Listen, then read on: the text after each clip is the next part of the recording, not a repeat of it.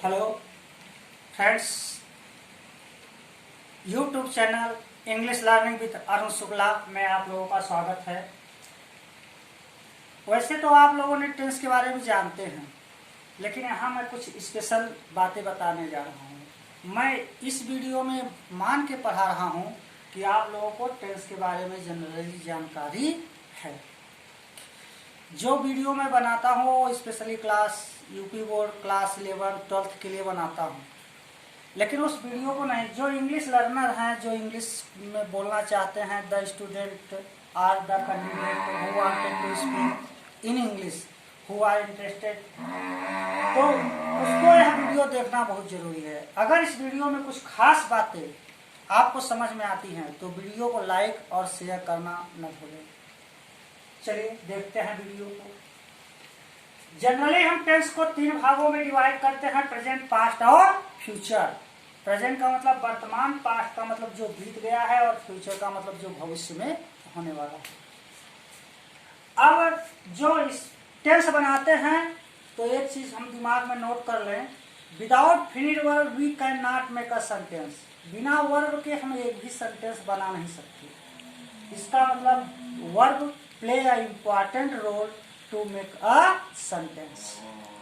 चलिए वर्ब में फॉर्म चलते हैं, जैसे वर्ब का first form, second form, third form. Write, rode, written. एक एग्जाम्पल के लिए मैंने लिख दिया है समझाने के लिए। अब चलिए देखते हैं, अंग्रेजी में 3 वर्ब ऐसे हैं, there are 3 verb in English language that do the work of both helping verb and main verb. ये अंग्रेजी में 3 वर्ब ऐसे हैं जो हेल्पिंग वर्ब और मेन वर्ब दोनों का कार्य करते हैं। कौन कौन से? Be, do, have.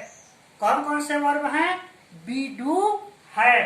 बी का फर्स्ट फॉर्म है इज, एम, आर। ये वर्ब का फर्स्ट फॉर्म, वर्ब का सेकेंड फॉर्म और वर्ब का थर्ड फॉर्म।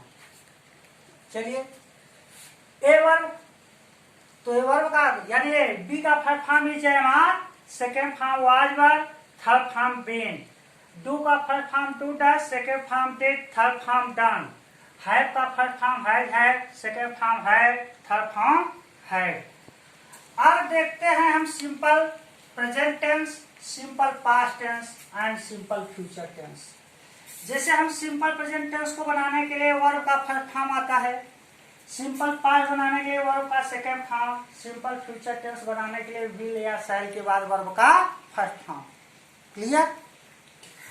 अब हमने जैसे देखा कि आई राइट अ लेटर, तो यहाँ पर प्रेजेंट इंडेफिनिट टेंस है। कैसे पहचाना? क्योंकि यहाँ पर वर्ब का फर्स्ट फॉर्म है। आई रोट अ लेटर, कैसे पहचान लिया? क्योंकि वर्ब का सेकेंड फॉर्म है। आई शैल राइट अ लेटर, कैसे पहचाना? क्योंकि सहाय हेल्पिंग वर्ब शैल के साथ वर्ब का फर्स्ट फॉर्म है। क्लियर? तो उसी तरह से अगर ये सेंटेंस आया ही इज अ स्टूडेंट, वह विद्यार्थी है, तो कौन सा टेंस है? इसका मतलब यह प्रेजेंट इंडेफिनिट टेंस है या सिंपल प्रेजेंट टेंस है। कोई अगर पूछता है सिंपल प्रेजेंट क्यों है, तो एक ही लॉजिक है, इज वर्ब का फर्स्ट फॉर्म है, बी का first form is, am, are. अब जैसे यहाँ पर सब्जेक्ट थर्ड पर्सन सिंगुलर रहता तो आप यहाँ पर यस जोड़ते, जैसे he writes a letter, he writes a letter, तो यहाँ पर आपने यस जोड़ दिया। क्यों जोड़ा यस? क्योंकि यहाँ पर सब्जेक्ट थर्ड पर्सन सिंगुलर है। Your subject is third person and singular, so you join yes in the verb right. लेकिन इस क्रिया में ऐसा नहीं होगा। यहाँ पर थर्ड पर्सन सिंगुलर है तो इज, अगर आई है तो एम और प्लूरल है तो आर। यहाँ पर भी वही, थर्ड पर्सन सिंगुलर है तो डज अन्यथा डू। यहाँ पर भी थर्ड पर्सन सिंगुलर है तो हैव अन्यथा हैव यूज करते हैं। ये सहायक क्रिया और मुख्य क्रिया दोनों का कार्य करती है। जो टेंस में लिखा हूं सब में देखिए, he is a student, simple present tense. He was a student, simple past tense. He will be a student, will be आया है लेकिन फिर भी सिंपल फ्यूचर टेंस है। यह टेंस तब तक कंटिन्यूअस में नहीं जाएगा जब तक क्रिया में आईएनजी नहीं आएगा। जैसे एक इन्फॉर्म होता है, इन्फॉर्म का मतलब राइट का क्या होगा, राइटिंग। तो हमारे कहने का मतलब यह है कि जब तक क्रिया में आईएनजी यानी in form of the verb नहीं आएगा तो कंटिन्यूअस नहीं बन सकता।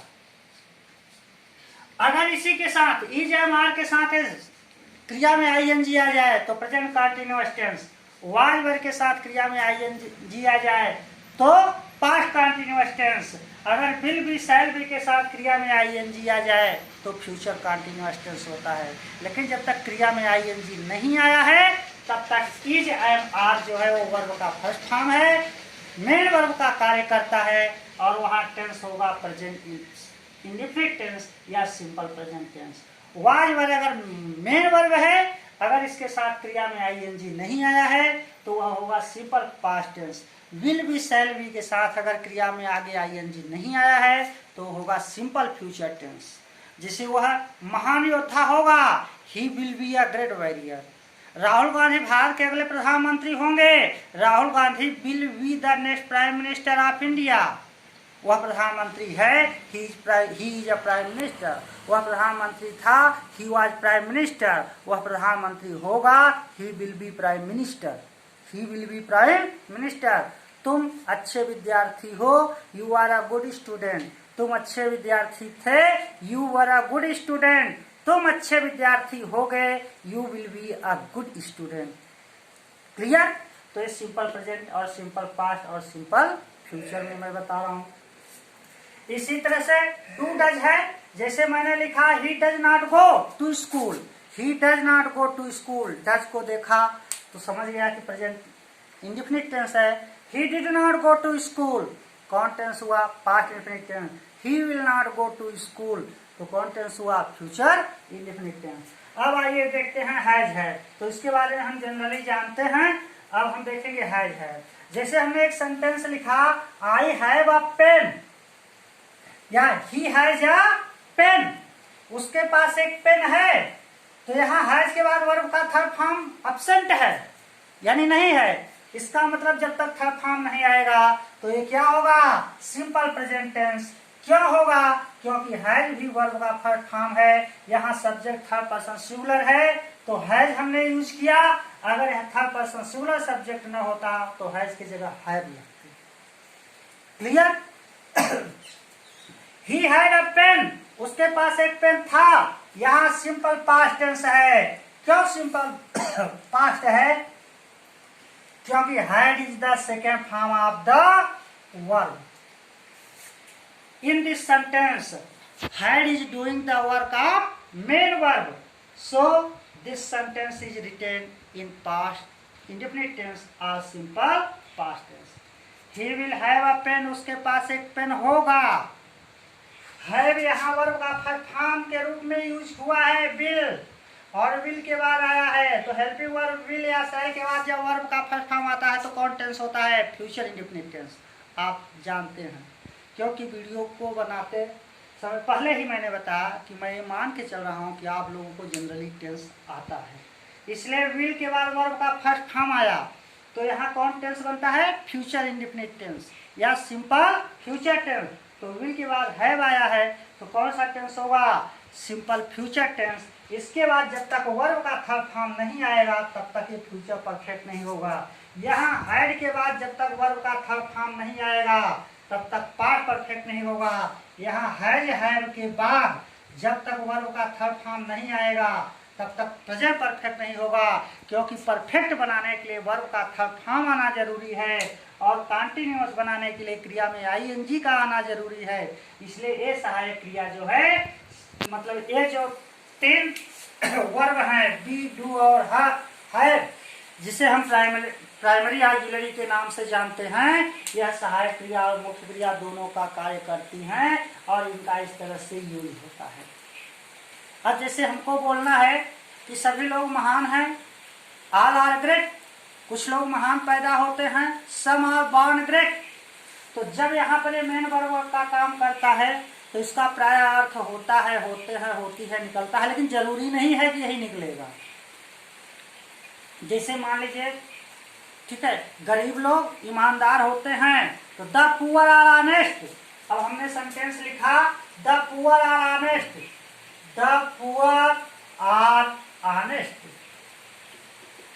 अब यहाँ पर पुअर माने गरीब, कुछ ऐसे एडजेक्टिव होते हैं जिसके पहले अगर द लग जाएगा तो नाउन बन जाते हैं और पूरे समूह का बोध कराते हैं। जैसे द पुअर माने गरीब, द पुअर माने गरीब लोग, रिच माने धनी, द रिच माने धनी लोग, ब्रेव माने बहादुर, द ब्रेव माने बहादुर लोग, ऑनेस्ट माने ईमानदार, द ऑनेस्ट माने ईमानदार लोग। तो कुछ ऐसे वर्ड मतलब एडजेक्टिव हैं जिनके पहले द लग जाएगा तो क्या बनते हैं, नाउन, और जब नाउन बन जाएंगे तो पूरे समूह का बोध कराते हैं।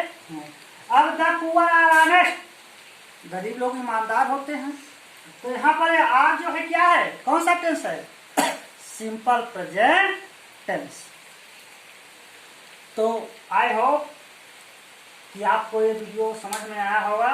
अगर ये वीडियो समझ में आया है स्टूडेंट्स, तो इसको लाइक, शेयर और सब्सक्राइब करना ना भूलें। Thank you.